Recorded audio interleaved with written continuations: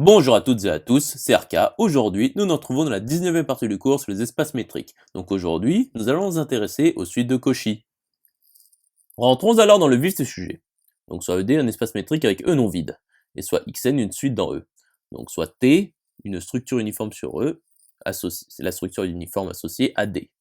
Donc pour G non vide, S, une structure uniforme sur G, et U une suite dans G, soit la propriété coronde de GS ronde U, qui nous indique que pour tout V de S ronde, il existe N0 appartenant à N tel que pour tout NM de N2, N supérieur égal à N0 et M supérieur égal à N0 implique que UM appartient à V. Donc Xn est dite de Cauchy, c'est seulement si coronde de ET ronde Xn pour N appartenant à N est vérifiée.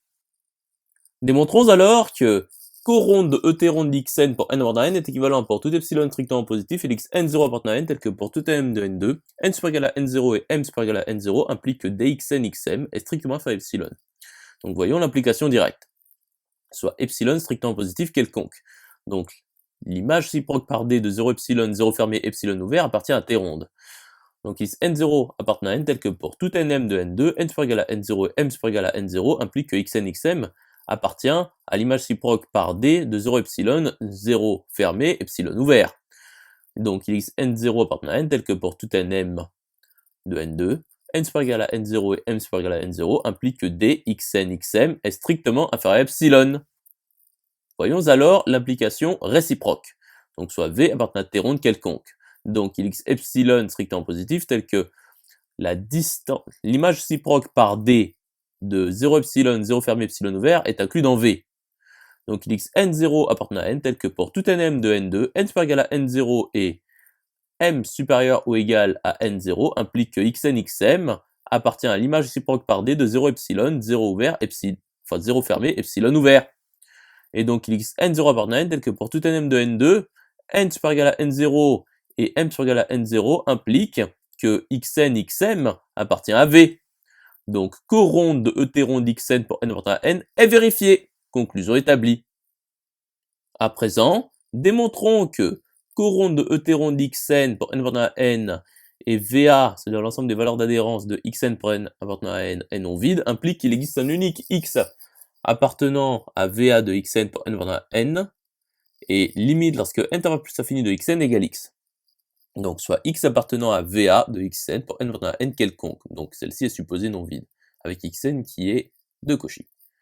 Donc il existe phi, une application de n dans n telle que pour tout n de n, phi de n est strictement inférieur à phi de n plus 1, et limite lorsque intervalle plus infini de x phi n est égal à x. Donc pour tout n de n, dxnx est inférieur ou égal à dxn x phi n plus dx phi n x, par l'inégalité triangulaire, donc soit epsilon strictement positif quelconque. Or, il existe n0 appartenant à n tel que pour tout nm de n2, n supérieur égal à n0 et m supérieur égal à n0 implique que dxn xm est strictement inférieur à epsilon sur 2. Or, pour tout n de n, phi de n est supérieur ou égal à n. Donc pour tout n de n, n supérieur égal à n0 implique que dxn x phi n est strictement inférieur à epsilon sur 2. Et il existe n1 appartenant à n tel que pour tout n de n supérieur égal à n1 implique que dx phi n x est strictement inférieur à epsilon sur 2. Poursuivons la démonstration. Donc prenons grand N qui est égal au maximum entre N0 et N1. Donc pour tout N de N, N supérieur égal à grand N implique que dxnx est strictement inférieur à epsilon par les inégalités triangulaires mises en avant précédemment. Donc limite lorsque n tend à plus infini de xn est égal à x. Donc VA de xn pour n appartenant à n est égal au singleton x, car xn converge. Conclusion établie.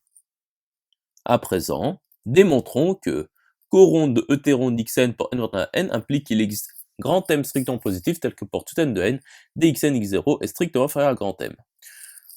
Donc nous savons qu'il existe n0 appartenant à n tel que pour tout nm de n2, n supérieur égal à n0 et m supérieur égal à n0 implique que dxn xm est strictement inférieur à 1 en prenant epsilon égale 1. Donc considérons W le maximum entre dxk x0 pour k appartenant à 0 n0. Donc pour tout n de n, dxn x0 est inférieur ou égal à dxn xn0 plus dxn0 x0, qui est strictement inférieur à w plus dxn0 x0. Donc soit n appartenant à n quelconque. Donc cas numéro 1, n est strictement inférieur à n0. Donc dxn0 x0 est inférieur ou égal à w. Donc dxn x0 est inférieur ou égal à 2w, qui est strictement inférieur à 2w plus 1. Poursuivons la démonstration. Donc voyons le cas numéro 2, lorsque n est supérieur ou égal à n0. Donc dxn0 est strictement inférieur à 1, par l'hypothèse que nous avons mise en avant précédemment. Donc dxnx0 est strictement inférieur à 1 plus w. Donc pour tout n de n, dxnx0 est strictement inférieur au maximum entre 1 plus w et 2w plus 1, et maximum de 1 plus w et 2w plus 1 est strictement positif. Conclusion, il plaît lui. J'espère que cette vidéo vous aura plu et vous sera utile. Nous nous retrouvons dans la 20e partie.